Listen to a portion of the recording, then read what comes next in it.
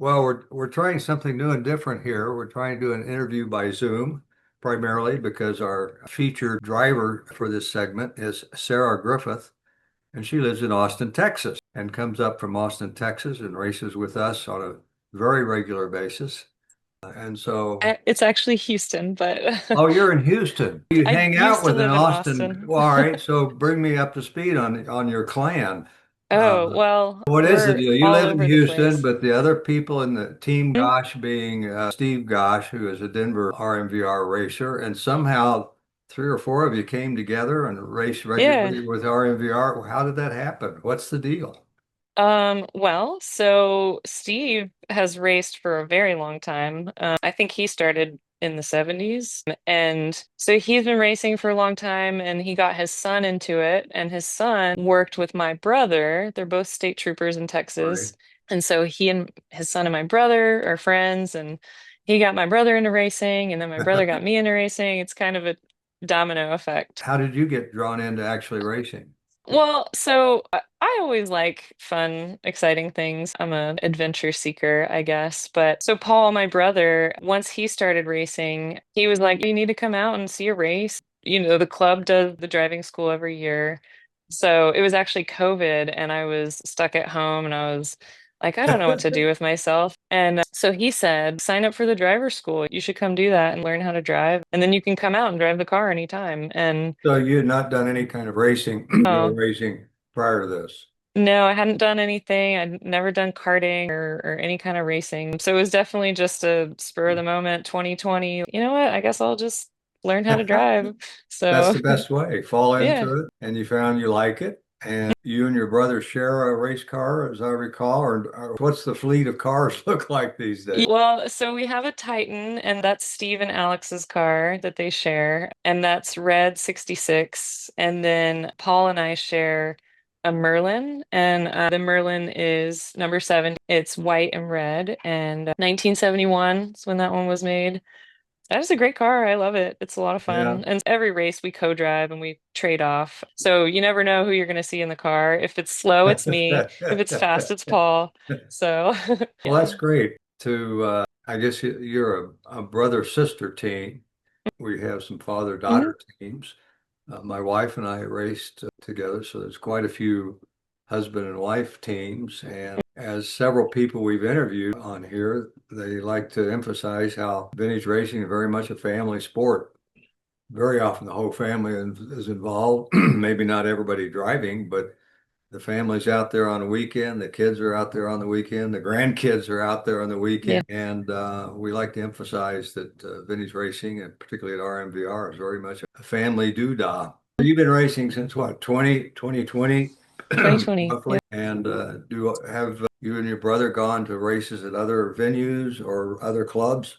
I have not. So they race with C-Bar and SVRA sometimes. We've actually gone to Coda and I was slated to race that time, but sprained my ankle really bad, my right Mm, ankle, my driving ankle. So I wasn't able to race Coda, too which was bad. really sad. Yeah. But coming up Halloween of this year, we're having a race at Coda and I actually get to Really? drive it. So I'm very excited.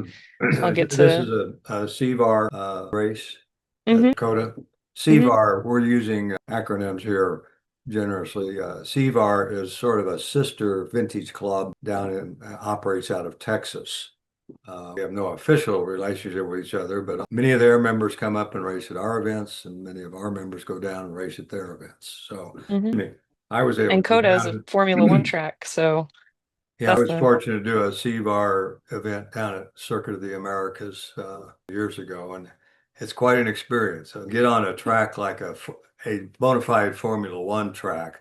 It's a remarkable experience. You will really I'm enjoy it. very excited. Yeah, a So let me little give you, worried, but well, it'll be find fun. some videos and watch them because it's a Okay. complicated, Mm. I don't know, 14, 15 turns, and it's Yeah, pretty easy to get lost out there if you I don't bet. Yeah. practice on some videos or some Okay. simulators if available. I don't know Uh-huh. if there's some I simulators you can take I advantage don't of. know.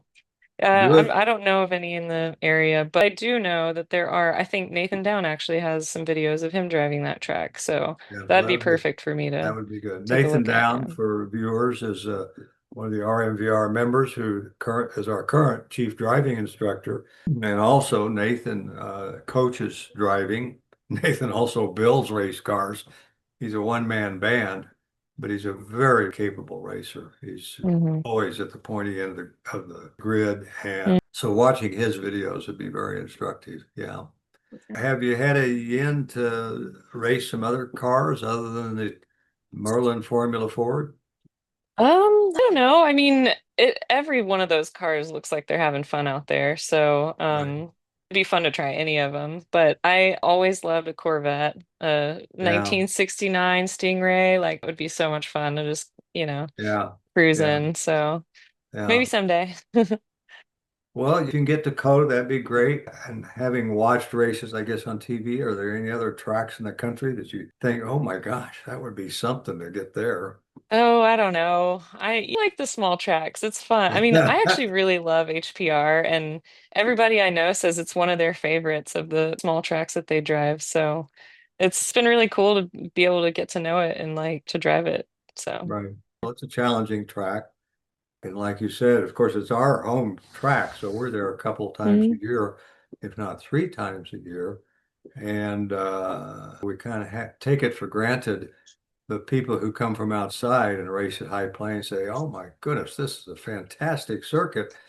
One reason being it's got wonderful elevation change on the circuit, which elevation change in my mind really makes for an interesting circuit. Definitely, yeah. Yeah, you wind up with blind brows and transitions over the top of ridges and stuff like that. So elevation change is good. It's a Hmm. nice thing. Yeah. Yeah. Your brother's buddy Alex and Hmm. Steve Gosh have this serendipitous Team Gosh. I guess the cars are kept here in Denver and kept ready to go, or do some of them Yeah, go back to Austin or Houston? well, so they usually stay up in Denver. Steve is kind of our team principal. He's very organized. He's very good at keeping the cars maintained. I mean, you know him. He Yeah, comes to your yeah. shop all the time. He's really invaluable. Like he has so much knowledge about the cars, and like he just keeps them ready for us to go, Yeah, anytime we need to cool, race. So yeah. cool. I know you from racing, but I don't know what you do in real life. I don't know what other hobbies or interests you might have. And if you weren't racing, what would you be doing with your time other than working? But what do you do? What do you do in real life? Honestly, I feel like I have so many hobbies, it's hard to like put time into any of them Really? because I'm always doing something else. Well, pick one that Yeah. you don't think people would Well, realize I you. love Yeah. rock climbing. That's Oh, something that really? I really love to do. Really? Yeah, I've done a little outdoor climbing in a few different spots, but mostly in the gym, it's Right. just easier to get to. So, Right. especially living in Houston, there's no rocks here. We're very flat. So, but that's one of my favorites, the Yeah. hobbies that I have.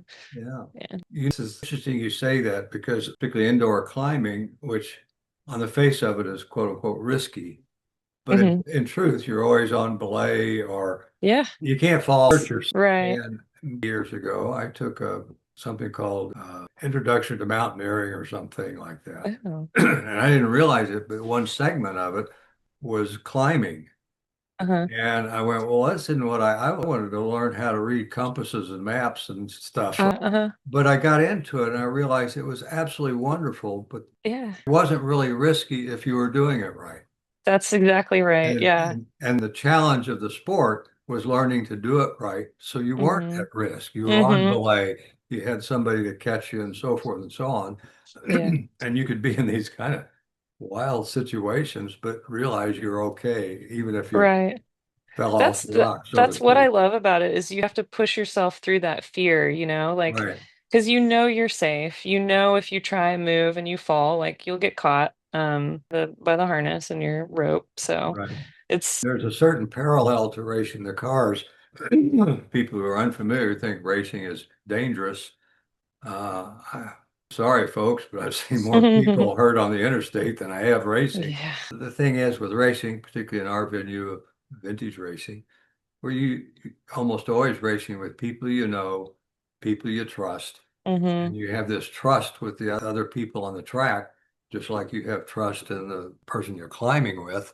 Mhm. takes the risk out of it. So you're not racing with risk in mind. You're racing with execution and Yeah, forth yeah. in mind. Yeah, a lot of people ask me if I ever get afraid while I'm out there driving. And I mean, maybe a little, but I think I'm more preoccupied by remembering when to brake and remembering when to turn Sure, in and all the sure. different points of, that you need to think about whenever you're driving. And so there's no time to be afraid, you know? It's like you're just Well, constantly engaged. if we've done our job right and taught you right, you don't race with fear in mind. You race with execution in mind. Yes. If Yeah, you're fearful, absolutely. you're doing something wrong. You need to back up Yeah. and think about it. But hmm yeah. So rock climbing is one of your passions. You never did tell hmm me what you do in real life. Well, I do sales for a construction company. We Really? install underground utilities, mostly electrical conduit, telecom conduit. Okay. So, yeah. Been with them a while, or It's been about 2.5 years. Yeah, I worked in construction before too, but just a different role. I did CAD drawings and um, placing drawings for rebar placers. So I know a lot about rebar and not as much about concrete, well, but that kind of took away one of my questions is what is one thing that if people knew about you, they would be surprised? And I think they'd yeah. be surprised. Say, I know a lot about I rebar. know a lot about rebar and I work in construction. You probably wouldn't expect that, but Yeah, yeah. So, any future? You said you got a race with Sevar Coda on the books for Mhm. next year. This year, actually, Oh, a really? month after RAKC, we're going to be in Oh, Austin, okay, Circuit of okay. the Americas. Do you have any particular race that comes at you that you've had where you just went, oh my gosh, or part of a race or something where you're, Yeah, this is the ticket. This is what it's all yeah. about. So for a long time, I was in the back of the pack, and I still stay towards the back of the pack. Because my lap times aren't as great as everyone else's, but I had one race that really kind of was like turning point because Mhm. I was neck and neck with John Mahalich, and it was just so much fun to I was passing him, he'd pass me, but we were having fun. We weren't, it didn't seem scary. Like I was actually racing someone, it was new because I'd been mostly racing myself and racing my own Right. time. But that was a really cool race because it was the first time I actually got to like, And execute a pass. yeah, Yes, it was yes. fun. Yeah. Yeah. We all have one of those memories of, oh my gosh, this is unbelievable. Mm, I'm not sure how to ask the question. Your thoughts on vintage racing in general and the race against kids' cancer. I think you've done the cancer weekend a number of years now, I right? have, yeah. It's the one race that we always make sure we show up for because it's the most important. Most of the time we're just having fun out there, but this time it's actually like for a good cause. So I really love that about it. Vintage racing in general, I think is really cool because it's such a small, tight-knit community and everyone is very helpful. Sorry, I'm like up a little. Everyone has car parts, they have the knowledge, and they're always willing to share that with everyone else. Yeah. It's different because we are racing each other. We're kind of in a competition in a way, but whenever we're in the paddock and we're all working on our cars, it's very like collaborative. Yeah. So that's the thing that I really love about it is, everybody's all know each other because we're all collaborating and like helping each other and trying to fix each other's cars because we're always breaking down also. Yeah, But it is amazing, isn't it? A car breaks down, and all of a sudden there's six of your competitors there helping you fix it, or what part do you need, and so on. yeah, A little different than many other types of for racing. The sure. guy Yeah. breaks, and there are some people going, "All right, he's out." Yeah. Well, and you only have one vintage car. It's can replace all the parts, I guess, and Yeah, still the same yeah, car, but like we don't want to wreck. You want to keep no. them complete and in working order, and so That's a very common thread with vintage racing and RMVR in particular.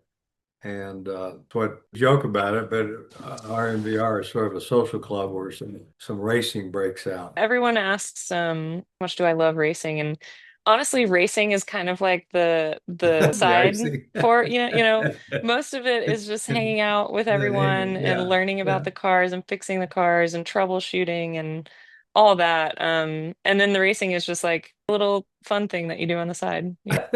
Well, if people watching this video come out, in particular for the race against kids cancer, which is now only what, 2 weeks away, roam the paddock, they'll see that Yeah. the spaces, they'll see the camaraderie going on between your sessions when you're on track.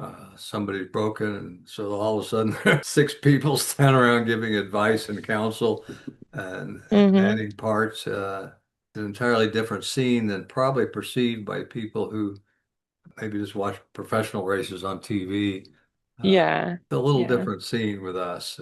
Yeah, camaraderie was a good term to use for that because I think Yeah, that's definitely what it is. And very much it's so. really cool to watch people like the ingenuity. Last race, Neil McCready, Nathan Down made a part out of a ramp. And it was just crazy. They took a metal ramp from their Yeah, trailer and yeah, like, they cannibalized part of their ramp on the trailer, yeah, cut it welded on up their and car and get it welded fixed it up on. for the next session and got it done. Yeah, It it's was so a fi- cool. it was a field fix, but they got it done and Neil's back out there and life is good. Right. We didn't hear about how the trailer is. They Yeah, I cannibalize parts don't off of the trailer, know. I'm but you sure do that was what you minor. have to do. Yeah. So I assume you envision yourself racing for a few more years. So, When are you going to get a car? uh, I don't know. They're so expensive. Well, they're not that expensive if you treat them right, you know. Yeah. But Well, you so, got such a slick deal going now. no, I He get to takes fly and care of the drive. car and they transport it. You're a arrive and drive celebrity at this That's point. right. Yeah, it's a good deal. Life is good. I mean, I'm so grateful for our team for doing all the work. You know, great guys, and they do a lot. So, Yeah. yeah, definitely will be driving for a while. Actually, so it's been about 5 years now, and I've been using Steve's race suit for 5 years, like men's large race suit, and it falls off of me. So I Well, actually treated myself to a new oh, race did suit you that fits really? me this year. Listen, look forward to seeing you and your new suit in your new Yeah, suit in yeah. a couple of weeks at HPR. Hmm. And we invite people to come out, come by the paddock, find you, talk to you, share in the fun of this crazy sport we're involved in. Oh yeah. Watch Come us out fix for, our cars because that's it. We're always yeah, fixing cars. yeah. Race them, break them, fix them, rinse and Hmm. repeat. Race them, Yeah. break them, fix them. Yeah. And quite honestly, for many of us, fixing and engineering on the cars is much of the allure of the sport. Yes, I love being in the car and racing, but if something breaks and I have to fix it, or I enjoy working on the cars also. Hmm. That's Yeah. I part mean, of the you hobby. part of it, yeah. I think it's really important to appreciate that part of it, you know, because it happens a lot. And Yeah, also it's really cool, like everybody has a specialty, it seems like. So when somebody needs this, they go to you. When somebody needs this, they go to Nathan. When somebody needs this, they go to Pete. So yeah. it's just cool. You got their thing and it's a good group. I love it. Okay. We'll see you out there in a couple of weeks. All right. And for people coming out to the track, please stop by and chat with you and see what it's all about on a face-to-face basis. And Yeah. enjoy the weekend. We're looking forward to it. All right. We'll Thanks, see y'all Sarah. out Thank there. you so much. Thanks, See you Bob. later. Bye-bye. Bye.